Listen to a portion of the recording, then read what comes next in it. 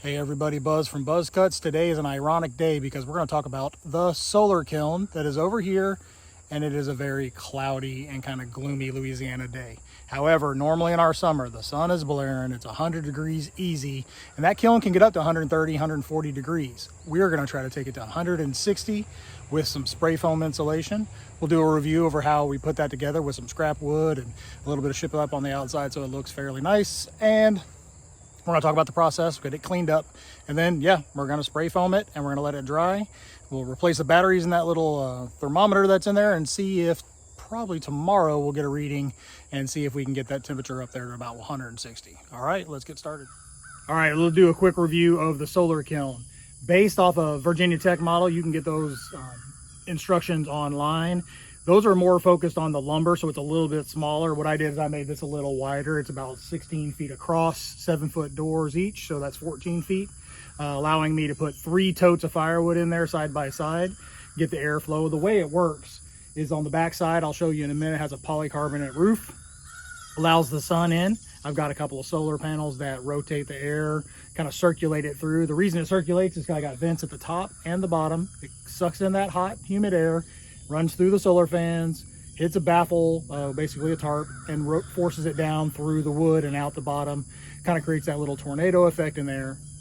Can easily get up to 130, 140 degrees in there. We're going to try to get that a little hotter, keep that air moving and keep it nice and dry, and lacking humidity helps dry that wood out very quickly. We're going to show you how I kind of insulated it. I used a couple of these pink sheets of foam. I think it helps. I got some on the bottom here. I did put this on skids in case I ever needed to move it. Don't plan to, but if I had to, it's not fixed into the ground. It would just take a significant emotional event to get that thing rocking and rolling, but it is ready to go. It's just a plywood box, basically. The doors don't have any cables on them, so they sag a little, so that's why I've got to kind of prop them up there. You'll see how hard it is for me to close. Probably could have designed that a little bit better, but also that's one of the reasons why I like spray foam idea, is because the doors are heavy enough as it is, with just being a little bit of the shiplap and plywood and the little foam pieces. So I couldn't really get them real beefy and put good insulation in there and make them nice and thick, because I don't want them to damage the hinges. So I think that spray foam will be nice and light, and I think that'll help out. But we're going to go in there. I'm going to remove the wood that's in there, and then we'll do another tour.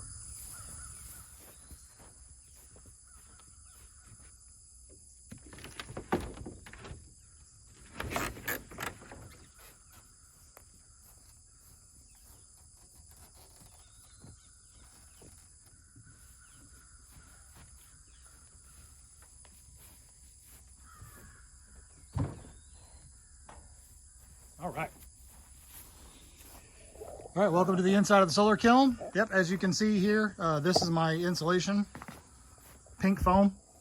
Not ideal, it's sliding a little bit. I did throw a little bit of black tar paper up here, not really as a moisture barrier or anything like that, just as I think to try to get it nice and dark in there and maybe help me catch some of that solar rays and make it hotter. But yeah, see, look, it's starting to come apart. It's coming off anyway today.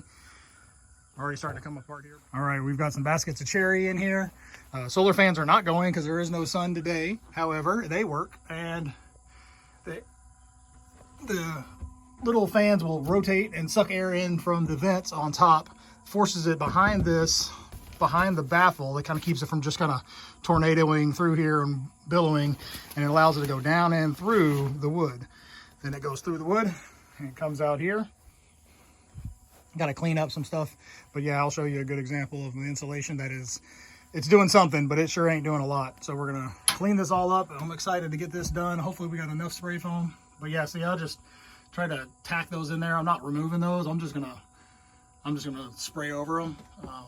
Good news is I think I got enough spray foam because I'm not gonna be doing the roof, obviously, because I need to let the sun through. There's a solar panel, but I don't have anything on the back over here, so I think that's gonna help significantly. And then there's probably some gaps in here because, again, this is scrap wood thrown together kind of haphazardly. As you can see, I did some great stuff, foam insulation over there to try to fill some gaps. So definitely could use some more sealing. I also need to replace the battery in there because right now we're getting no reading because the battery's dead. But 120, 130 are usually not bad. There goes that solar fan. Needed a little starter. Let's see if we can kick start this guy. So just give it a little spin. We'll spin that guy and see if it keeps going. You can hear the engine trying to go. There's almost no sun today. It is very cloudy. Oh, there it goes. So it's taking off. It's moving some air. The cherry's been in here a couple months. It's ready to come out anyway. So we're gonna get the tractor and get that out of here first.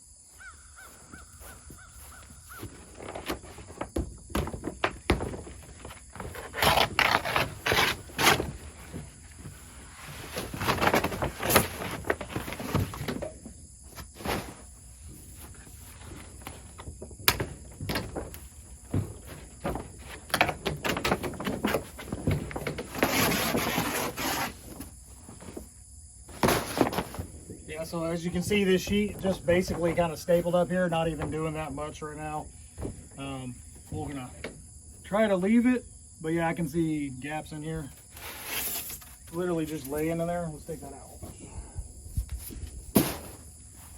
So these doors are super light because I didn't want to weigh down on the hinges. So look, as that rated material starting to warp and peel, you can see right through there. So who knows how much air is escaping. So we're going to spray foam that up. Yep, one bias, little cheapies, just trying to keep the weight down again. But yeah, so not a lot of insulation. It's going to make a big difference, I think. I'll show you which product we got.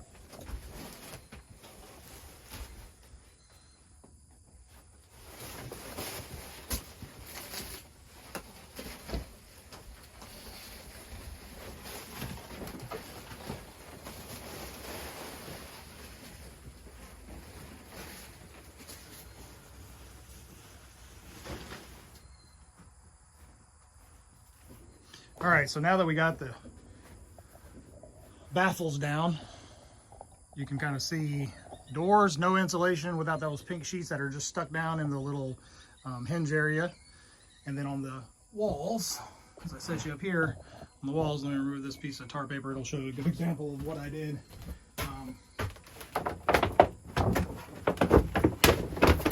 Nothing fancy at all. Just took a couple pieces of those pink insulation. This is what I've got on the bottom underneath the slats. So I think it's doing some good down there, but I don't think we got enough on the sides. See all these areas? That's just the other side of the plywood. So we're gonna leave these and we're gonna spray foam over them.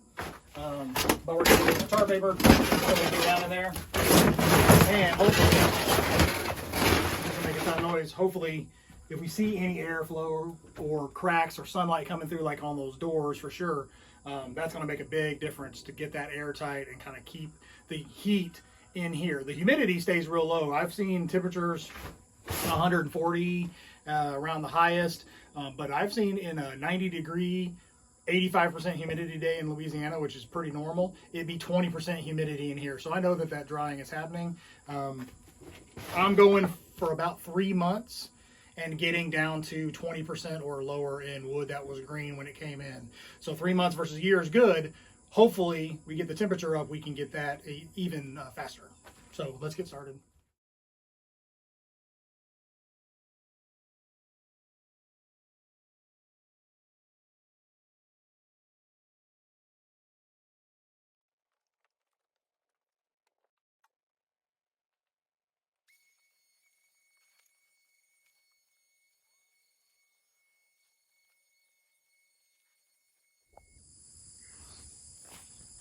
Well, we're letting the dust kind of settle from cleaning up in there. This is what we're using. Got this just from Amazon. It's a kit, so there's 12 bottles. 12 bottles of this spray foam insulation. Those little foam sheets are 1/2 inch thick and they're an R3. This doesn't really tell me what rating it is, but we're gonna fill those gaps and the area that are missing, so it's definitely gonna help. Comes with a whole kit, right? It's got a suit that I'm gonna have to wear and a face mask to protect you, hopefully cover up the beard so I don't get that in there. Got the spray foam application. But yeah, we're gonna do a couple of test runs and we'll get the video running and we'll see. But yeah, we got a case. I think this is gonna do enough. It says it'll cover 240 square feet. We're not doing the roof, so I think that that's gonna help. We're gonna focus primarily on the doors, and then we'll go in and fill in on those pink sheets and add some insulation as well. All right, this little box here had this spray gun. So that's kind of cool. Looks like the can screws into here. Looks like the can screws into here, and then you just spray away. So we're going to do what it says and generously shake it 25 times. It says it hardens within 2 to 4 hours, so that's good, because that's even in humid conditions, and it's humid. I brought a frozen water bottle out here to get started 10 minutes ago, and look, it's just dripping because it's humid. We're going to put this on there and we're going to see how it does. So it says 12 pack of foam. It's got the foam gun. It's got a cleaner, goggles, and gloves, and a bodysuit. There's the foam gun cleaner that comes in the inside there, so you can reuse this. That's kind of cool. I guess you screw that on and spray it from the inside, so that'll work. We can reuse this if we just need to buy some more of these cans. I wonder if this little nozzle here is universal or not.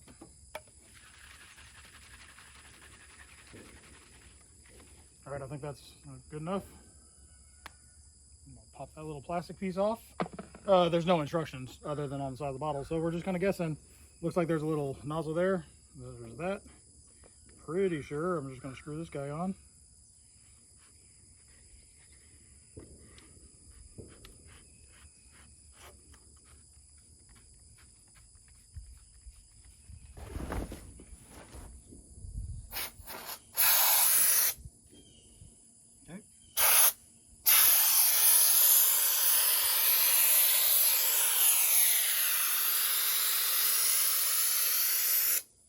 Wonder if the best thing to do, oh, look at that, just rolling off. That's not good. Okay.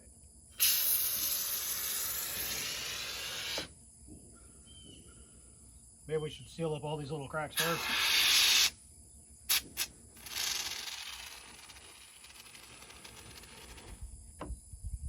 All right, well, we're doing something.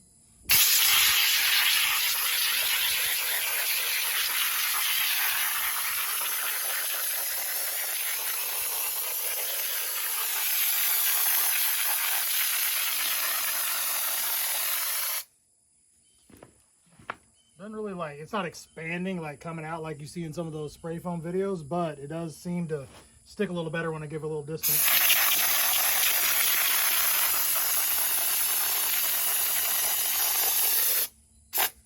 Definitely trial and error.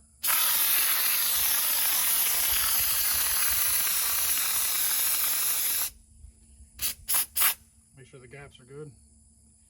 Yeah, this, I gotta show you this one. Look at this thing. Holy cow.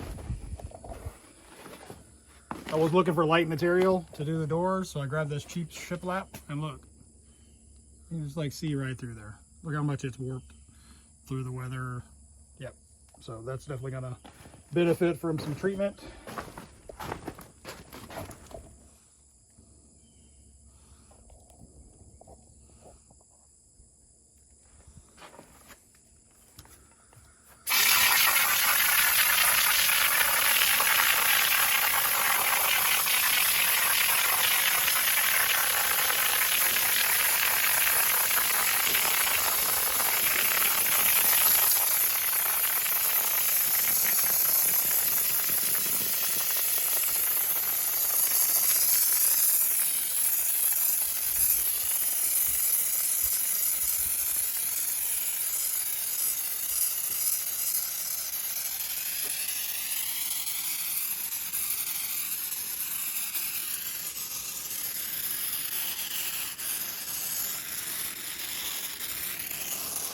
All right, well, we're gonna have to go a little faster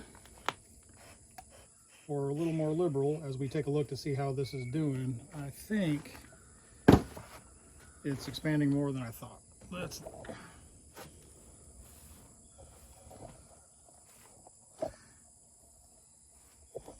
So there's the bottom. Obviously, I didn't know what I was doing there, and I put it on real tight and kind of made those big rolling pieces. But with 12 cans, I'm not going to get through the door if I don't do a little bit better job.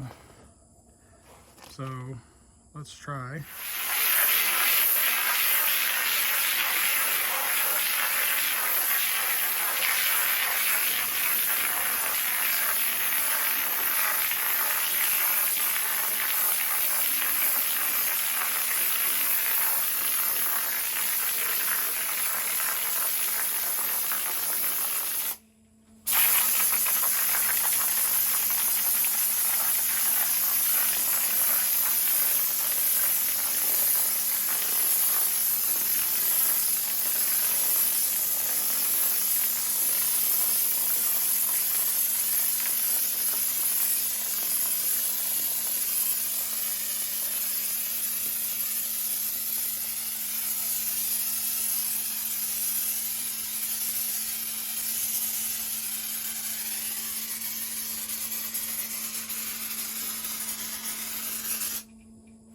Okay.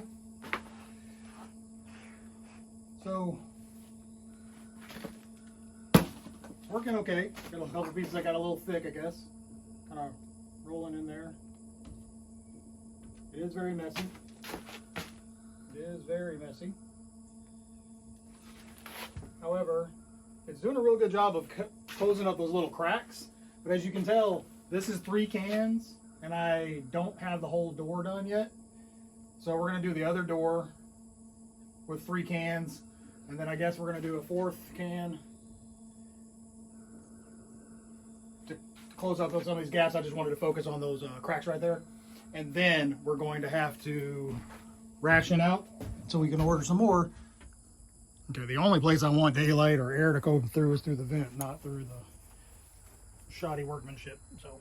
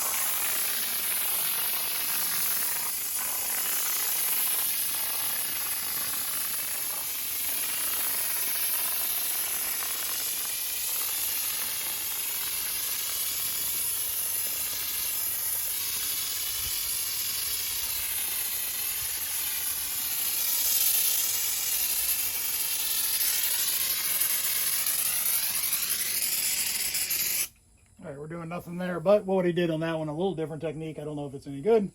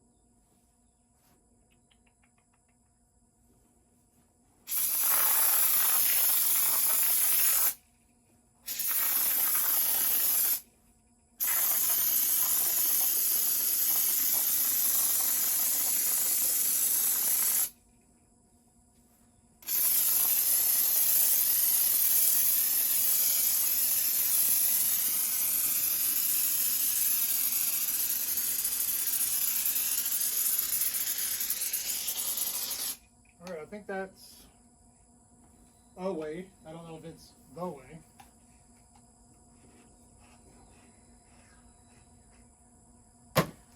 All right, I've learned you got to be kind of quick with this stuff because the gun's going to get clogged. But what I did on this door differently than the other door Just kind of started with those big gaps between the boards that I could see some airflow through. So what we're probably going to do is use a can to fill in those gaps. And there's that door. So we are going on can number 6. That's half. So we are not going to have enough to do the whole solar kiln for sure. But I think it is going to make a big difference in the door and then the roof section. And pretty easy application, just messy. And again, you don't have a lot of time to be messing around with a stupid camera because it's sticky. And it comes out quick. And the gun is drying as we're speaking.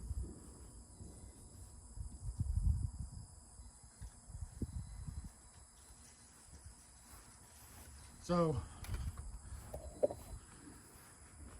think we're going to finish off that door and then quickly bring the other can.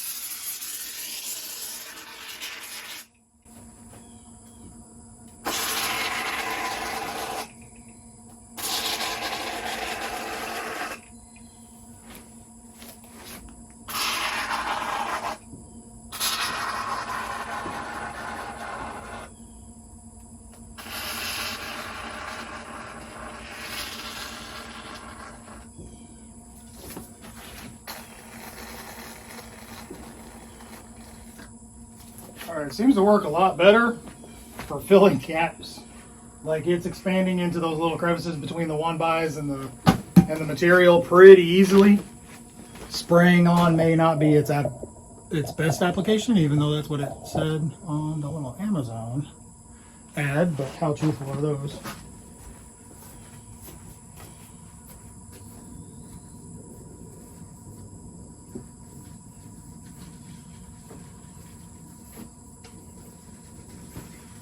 All right, it's going to take at least 4 cans per door.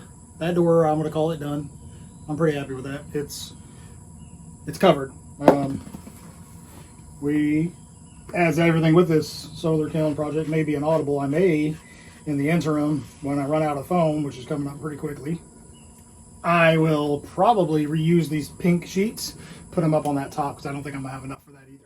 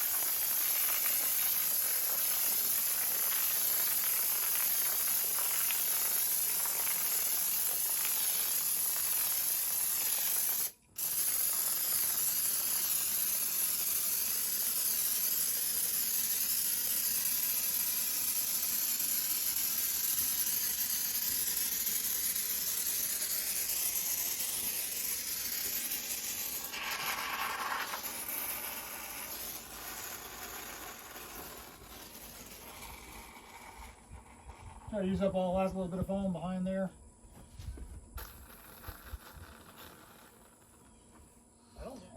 All right, what we've decided, by me, I've made a command decision. No way I'm gonna go overhead with this messy spray foam stuff. I'm not gonna have enough to do these big expanses. They're 3 feet by, I don't know, 4 feet, 3.5 by 3. I'm gonna take the pink sheets that I have left over now from the doors. I'm gonna cut them and I'm gonna staple them up there. I'll cut out little windows to make sure the vents are still good. But we're gonna use the remaining foam insulation. And we're just gonna pick a wall and we're gonna start there and see if we can get at least a couple of those little joist areas done.